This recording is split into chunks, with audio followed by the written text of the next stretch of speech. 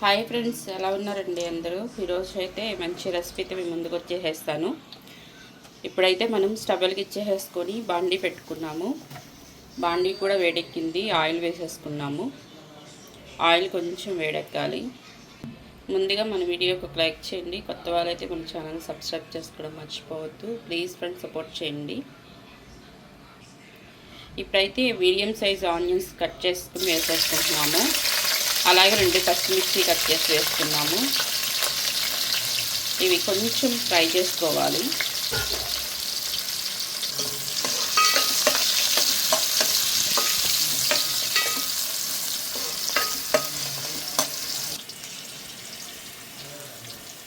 కొంచెం కరివేపాకు వేసుకుందాం.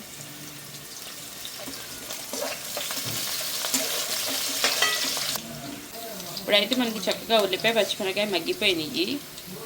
ఇప్పుడైతే ఒక 1 టేబుల్ స్పూన్ అల్లం వెల్లుల్లిపాయ పేస్ట్ వేసుకుంటున్నాము. ఈ అల్లం వెల్లుల్లిపాయ పేస్ట్ కూడా పచ్చివాసన పోయే వరకు ఫ్రై చేసుకోవాలి.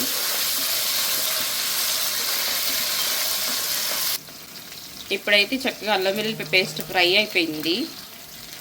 చక్కగా కట్ చేసి పెట్టుకున్న వంకాయలు కూడా వేసేసుకుందాము. ఈ పాటికే మీకు అర్థమైపోయి ఉంటుంది మనం చేసుకోబోయే కర్రీ ఏంటి అని అంటే వంకాయ పచ్చడిపప్పు. ఇది చక్కగా వండుకుంటే నాన్ వెజ్ నుంచి టేస్ట్తో రుచిగా ఉండిద్ది.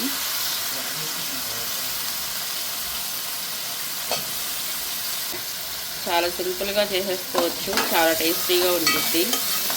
ఎక్కువ మనకి ఫంక్షన్లో పెళ్ళిళ్ళలో పెడతా ఉంటారు ఈ కూర. అన్నీ రెడీగా ఉంటాయి కనుక 5 మినిట్స్లో కర్రీ అయితే రెడీ అయిపోయింది. కొంచెం ఈ వంకాయలు మగ్గాలి మనకి.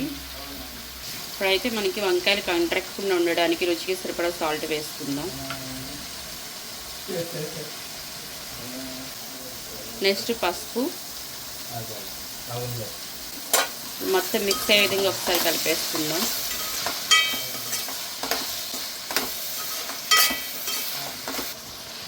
ఒక 2 మినిట్స్ మూత పెట్టేసుకుని మగ్గించుకుందాం. ఇప్పుడైతే ఒకసారి మూత తీసి చూసుకుందాం. ఇప్పుడైతే ఒకసారి కలిపేసుకుందాం.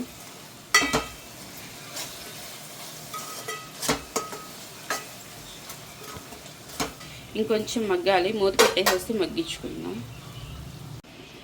ఇప్పుడైతే ఒకసారి మూత తీసి చూసుకుందాం. లేదరా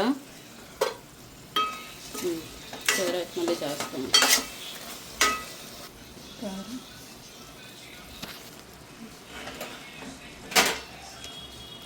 ఇప్పుడైతే మీరు తినే స్పైస్ని బట్టి కారం అనేది వేసుకుందాం.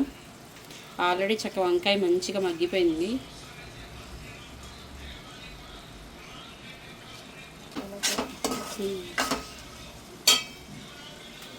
ఇప్పుడైతే ఒక 1 టేబుల్ స్పూన్ గరం మసాలా వేసుకుందాం. మనకి ఇది మసాలా కూర కాబట్టి కంపల్సరీగా మసాలా వేసుకుంటే మనకి చాలా కర్రీ అనేది టేస్ట్గా తయారవుతుంది. ఒకసారి కలిపేసుకుందాం.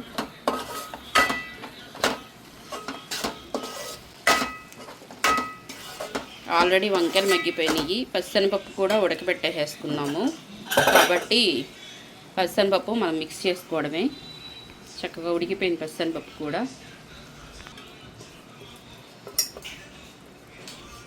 ఒకసారి కలిపేసేసుకొని ఒక 2 మినిట్స్ మనం మగ్గనిచ్చేసేసుకుంటే వంకాయ పచ్చిశనగపప్పు కర్రీ రెడీ అయిపోయినట్టే.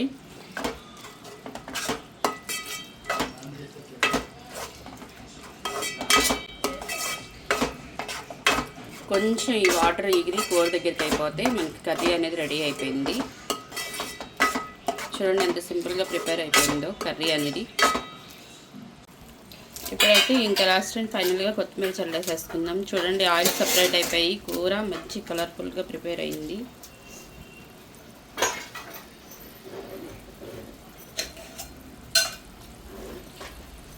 అంతేనండి, సింపుల్ అండ్ టేస్టీగా వంకాయ పచ్చిశనగపప్పు కర్రీ రెడీ అయిపోయింది.